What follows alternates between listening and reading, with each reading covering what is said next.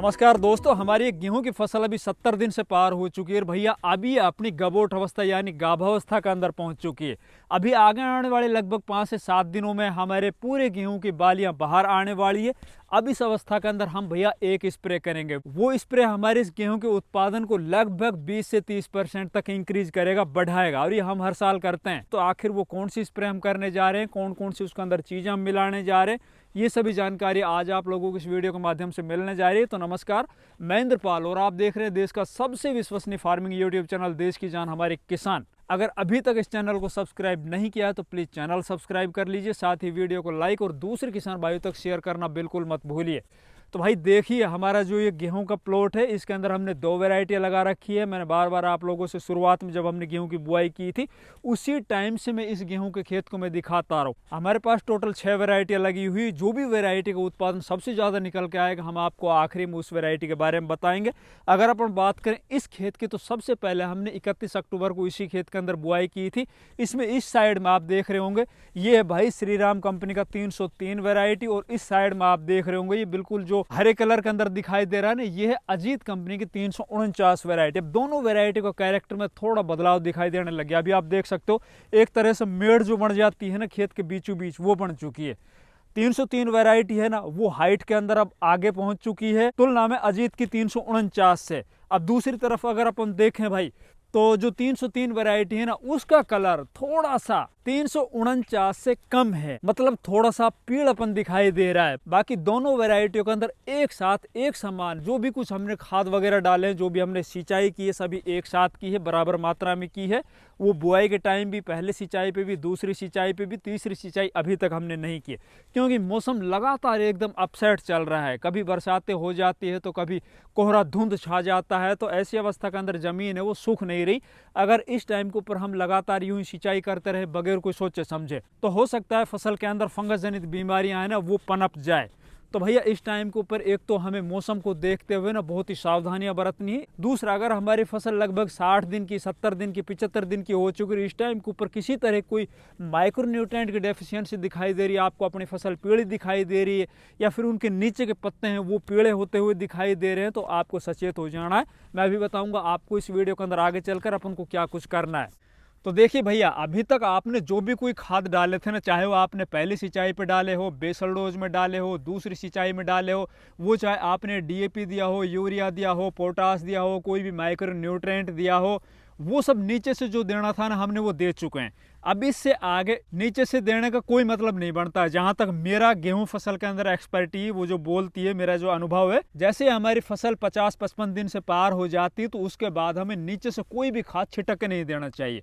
क्योंकि एक तरफ तो जहां मौसम के अंदर बहुत ज़्यादा सर्दी बढ़ जाती है, तो सर्दी बढ़ने की वजह से जो हमारी गेहूं की जड़ें हैं ना वो नीचे पड़े हुए पोषक तत्वों को बहुत धीरे धीरे ऑब्जर्व करने लगती है, वो उसको धीरे धीरे अटैक करने लगती है। इस टाइम के ऊपर अगर हम ऊपर से फोलियर स्प्रे के रूप में चाहे कोई भी फर्टिलाइजर हो, जैसे कि वाटर सोल्युबल फर्टिलाइजर आते हैं, अलग अलग एनपीके की ग्रेड, या फिर कोई भी माइक्रो न्यूट्रिएंट, आप पहले से अगर उन माइक्रो न्यूट्रिएंट को पूर्ति नहीं कर पाए हो, किसी भी कारणवश आपने कोई भी माइक्रो न्यूट्रिएंट पहले सिंचाई दूसरी सिंचाई के ऊपर नहीं दे पाए और आपको ऐसा लग रहा है कि भाई हमारी फसल तो यार पीलापन है, तो कोई भी माइक्रो न्यूट्रिएंट है, तो मेरा मानना है कि भैया 50-55-60 दिन के बाद ना आपको ऊपर से स्प्रे करना होगा। दूसरा, अगर आपने कोई भी डीबीडब्ल्यू की वैरायटियां लगा रखी, या फिर कोई भी डब्ल्यूएच जैसे 1270 वैरायटियां, या फिर कोई भी ऐसी वैरायटी जो बहुत ज़्यादा हाइट लेती हो और उनका उत्पादन है ना, वो जो यूनिवर्सिटी इन वैरायटी को डेवलप करती है वो क्लेम करती है कि भाई 85 मन 84 मन तक आप 1 एकड़ जमीन से उत्पादन ले सकते हो, तो भैया वो उत्पादन लेने के लिए आपको इस अवस्था के अंदर लगभग 55 दिन से लेकर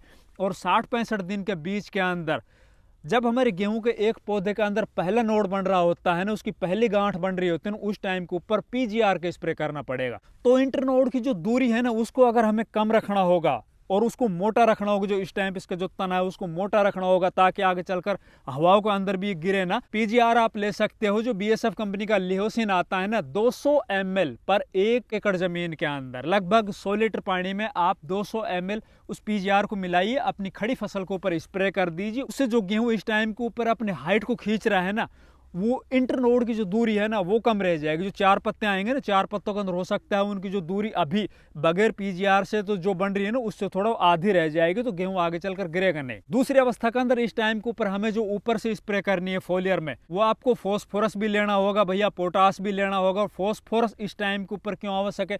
देखो, जो फॉस्फोरस हमने डीएपी के रूप में बेसल डोज में दिया था उसका काम पूरा हो चुका है। उसने तो जो कल्ले बनाने थे भैया बढ़िया से बना चुके हैं, हर बढ़िया खेत हमारा इस टाइम के ऊपर ग्रोथ कर चुका है। लेकिन इससे आगे जब बालियों के अंदर दाने भरेंगे उस टाइम के ऊपर भी भाई फॉस्फोरस की आवश्यकता पड़ेगी। तो उस फॉस्फोरस की पूर्ति के लिए सबसे बढ़िया मैं बता रहा हूं, जो गेहूं फसल के अंदर सबसे ताकतवर और सबसे जबरदस्त रिजल्ट देता है जो एनपीके ग्रेड है, वो है एनपीके 05234। इसके अंदर 52% फसल को मिलेगा फॉस्फोरस, वहीं 34% फसल को मिलेगा पोटास। अब पोटास की भी अहमियत उतनी बढ़ जाती है जितनी फॉस्फोरस की है।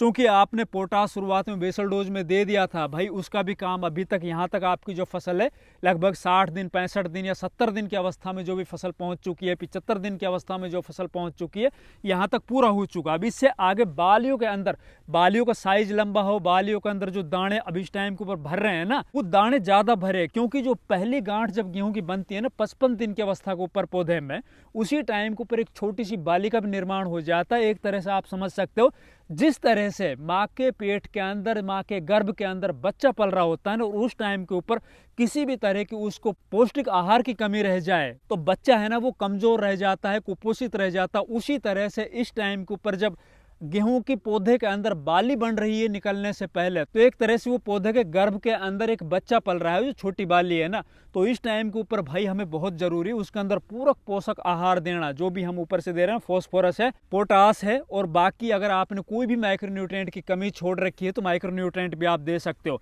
तो भैया एनपीके 05234 का भी आपको स्प्रे करना इस अवस्था के अंदर, वो आप 1 किलो पर एकड़ के हिसाब से ले सकते हो। आपको पानी है वो लगभग 120 से 130-40 लीटर रखना होगा। और इसी के अंदर आप, अगर आपके फसल में ऐसा लग रहा है कि इसके अंदर पीलापन आ रहा है, किसी भी तरह का आपको ऐसा लग रहा है किसी भी माइक्रोन्यूट्रिएंट की डेफिशिएंसी आपको दिखाई दे रही है, तो आजकल बढ़िया बढ़िया क्वालिटी के माइक्रोन्यूट्रिएंट जो फोलियर स्प्रे में आते हैं ना, वाटर सोल्युबल, वो बाजार के अंदर आ चुके हैं। इसी पानी के अंदर घोल के और खड़ी फसल के ऊपर आप स्प्रे कर सकते हो। दूसरा पोटास है ना, पोटास की अगर आपकी फसल के अंदर इस टाइम के ऊपर पूर्ति हो जाती है तो भैया पोटास की मदद से आपके खेत के अंदर पड़े हुए जितने भी पोषक तत्व हो, चाहे वो नीचे जमीन के माध्यम से जड़ें उठा रही हो या ऊपर से पौधे की जो फ्लैग लीफ भोजन बनाएगी, तो भोजन बनाने के बाद उस भोजन को बाली तक और बाली के अंदर पनपने वाले दानों तक पहुंचाने का जो काम करेगा ना, उस भोजन को वो पोटास काम करेगा। तो पोटास की भी इस टाइम के ऊपर बहुत ज़्यादा अहमियत बढ़ जाती है, तो आपको पोटास भी कर देना है।